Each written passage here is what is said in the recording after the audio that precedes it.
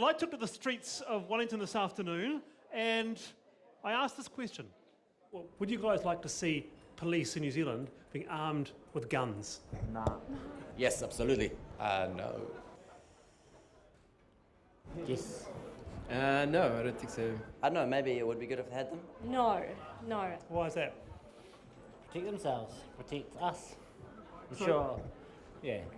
I'm sure they're capable enough, you know. It's not like it's easy to become a cop. People should be respecting the policeman.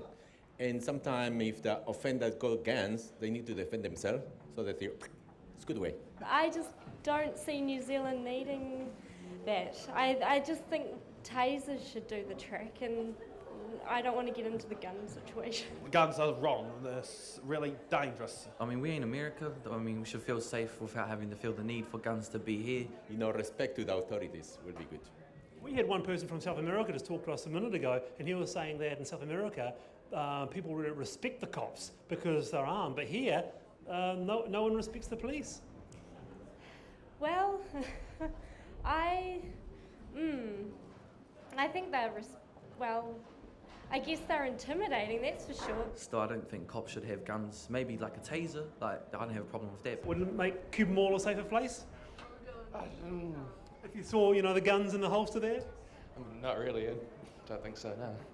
Yeah. It was actually really interesting. I thought everyone was saying no guns with cops, on the beat. But Maturia, that person from South America, was saying that in South America, where they're from, everyone respects greatly the police, and when he comes here, he says have there is extremely high death rate by but- firearms. all right, So but this is the risk that we run. This is the risk we run with arming the police. And I understand Greg, is advocating for some of his members, and there is a real issue around the safety of everybody involved. There's a big issue around the safety. But we end up in the situation like America, where everybody is armed, and the death rate and injury rate from firearms just increases that massively. won't and that happen is not, here. Yes, of course That it would won't happen here. here. Of course it would happen here. We've got checks. They argued, the Police Association and others argued that tasers were the answer to this, that they would be enough. And I think that's where we need to You're stop. kind of shaking Certainly your do head not there. need We've got guns quite here. a significant check. You've got to have an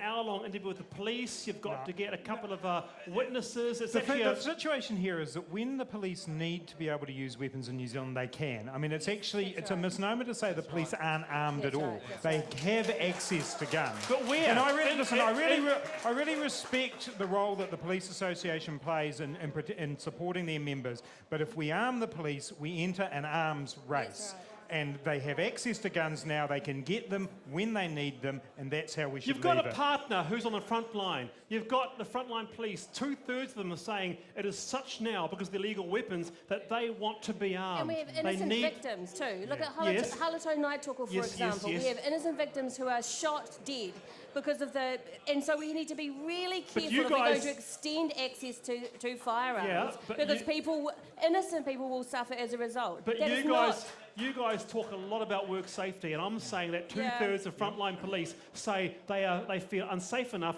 to want to be armed. I don't believe that will make their working life safer. In fact, I think it's likely to make it more dangerous. You heard from the people there about the role that tasers play. I think most New Zealanders accept that now. Right. But guns on the holster is not what we want in New National Zealand. MP for Waimakariri, what do you think? Guns on the holster or guns on a person for police? What do you think? Yeah, I'm going to agree with Grant on this, Wallace. I think at the end of the day, it is an operational issue for police. But it's about, the real question is, do police have access to those guns? And from what we've seen in the last few days with events, I think they do. So, we've got one of the lowest crime rates in 50 years. I take Greg O'Connor's point, so I think we've also got to look at access to guns for the police, but access illegal guns for the criminals and how we're removing them I'm just wondering if out of the system. If you three are actually listening with open ears to the police force, the frontline police force. And on that note, I want to go to Damien. Yes, I'm with a very familiar face, Greg O'Connor. Welcome back to Backbenchers. Hey, Damien, good to be back. Now, look, I don't want to shock you here, but there's a certain sector of the society that roll their eyes every time something else comes up. They go, here comes Greg O'Connor, he's going to be talking about arming the cops again. Is that what you're doing now? Look, can I just say, it's interesting, those figures, 2/3 of our police do well, they say they want to be armed. They prefer not to have to be armed. When we ask the question, would you prefer an alternative? Yes, but what they're seeing now is that situations like Upper Hutt last week. Interesting, we don't have the guns. It would surprise you to know that we had police officers who had to go into that scene where they were actually in sight of the offender, an armed offender, who didn't have guns. And they were unable, and they were there because they were trying to keep the public away from this guy. So we don't actually have all the firearms we need. But rightfully, as I think it was Tom said there, there's another issue here, is that why are so many of the public armed now? There's a real issue around our firearms laws. Can I just say, are they? The stats are that more people have got firearms now than before? Absolutely, but you can't ask police that because we don't collect the stats on how many guns we seize. Just yesterday, in anticipation of this, I've asked our members to send in how many incidents they've had recently. I've been inundated by people.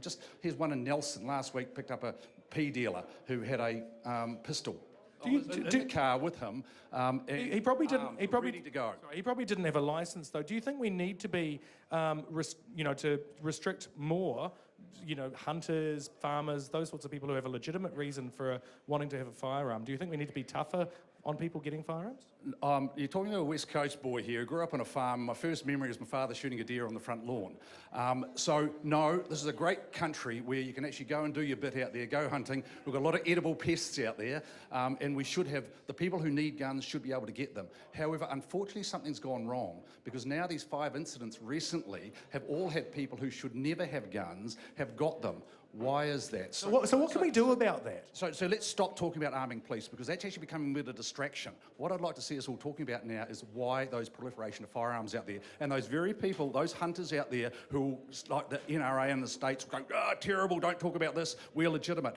If we don't do something now, we're going to make all our decisions. Those politicians over there were making decisions in the wake of another era Moana, and that's going to be the problem. Then watch the restrictive legislation come in. So they are the very people that should be out there now saying, hey, yeah, let's actually have a look at whether the law's working. And you know something? We as police are at fault. We own this act.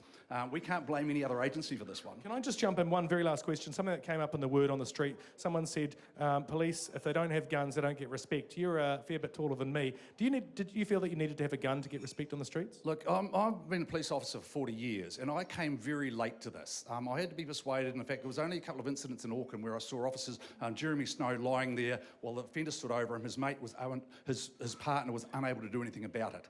There were a couple of incidents that made us realise actually the time has come. And if you talk to a lot of our people, particularly our younger men and women, a lot of them have come in, when they join the police, say no. They've all been involved in incidents where they said, actually, they'll ring me and say, actually, we do need them now. Thank you very much. Wallace, back to you. Okay, very good. We've actually run out of time. Thank you very much. A round of applause for Greg O'Connor there. Thank you for coming, Greg. We've run out of time, so I want to go round the panel and just ask Matt Ducey, do you have a firearms licence? No. Have you ever fired a gun? No, never interested.